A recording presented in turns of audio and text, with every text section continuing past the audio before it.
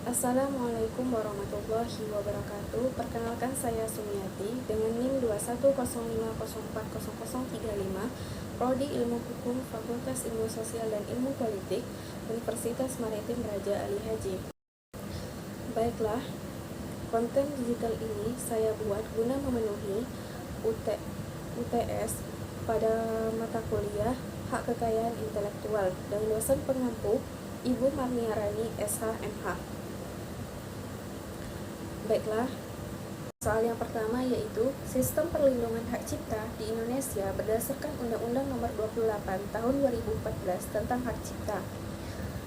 Ialah Undang-Undang Nomor 28 Tahun 2014 tentang hak cipta adalah undang-undang di Indonesia yang mengatur perlindungan hak cipta dengan beberapa poin penting dalam undang-undang tersebut, yaitu pengertian hak cipta. Undang-undang ini memberikan pengertian bahwa hak cipta adalah hak eksklusif yang diberikan kepada pencipta atau pemegang hak untuk mengumumkan atau memperbanyak ciptaannya, atau memberikan izin kepada pihak lain untuk melakukannya. Cakupan perlindungan undang-undang ini melindungi berbagai jenis karya yang dihasilkan secara nyata, seperti karya tulis, karya ilmiah, karya seni, musik, film, komputer, program komputer, basis data, serta jenis karya lainnya yang memiliki keaslian dan keterampilan. Hak-hak pencipta. Undang-undang ini juga memberikan hak-hak eksklusif kepada pencipta atau pemegang hak cipta, termasuk hak moral dan hak ekonomi. Hak moral mencakup hak untuk diakui sebagai pencipta, nama tetap tercantum pada karya, dan melindungi integritas karya. Hak ekonomi mencakup hak untuk memperbanyak, mengumumkan, dan memperjualbelikan karya. Perlindungan durasi.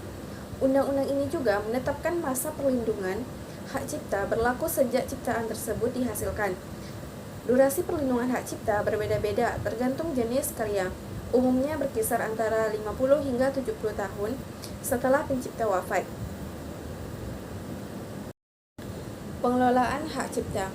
Undang-undang ini juga membentuk lembaga pengelola hak cipta yang disebut Badan Hak Cipta Nasional atau BHCN untuk melindungi, mengatur, dan mengelola hak cipta di Indonesia.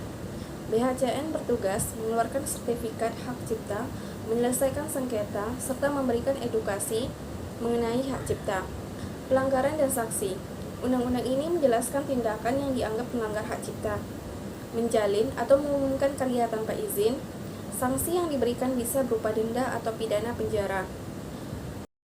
Soal yang kedua yaitu sistem perlindungan hak merek di Indonesia berdasarkan Undang-Undang Nomor 20 Tahun 2016 tentang merek dan indikasi geografis. Ialah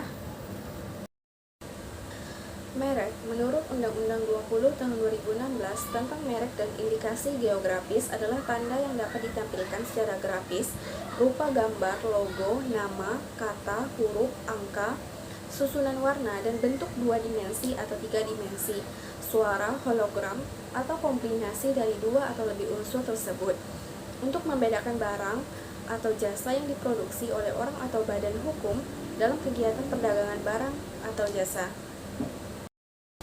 Soal yang ketiga yaitu Melly Goeslaw sebagai pencipta lagu menjual hak ekonomi lagunya kepada produser rekaman secara tanpa batas atau jual putus.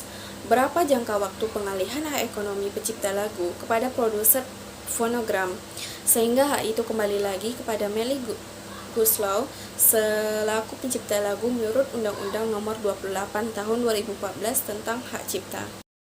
Jawabannya ialah pencipta lagu juga dapat menggunakan mekanisme pengertian hak atau mengakhiri perjanjian pengalihan hak cipta jika terdapat pelanggaran atau ketidakpatuhan terhadap perjanjian tersebut.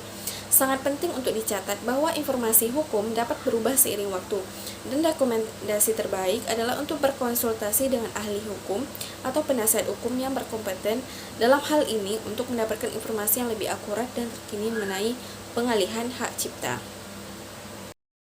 Sekian dari saya akhiri dengan wabillahi taufiq wal hidayah. Wassalamualaikum warahmatullahi wabarakatuh.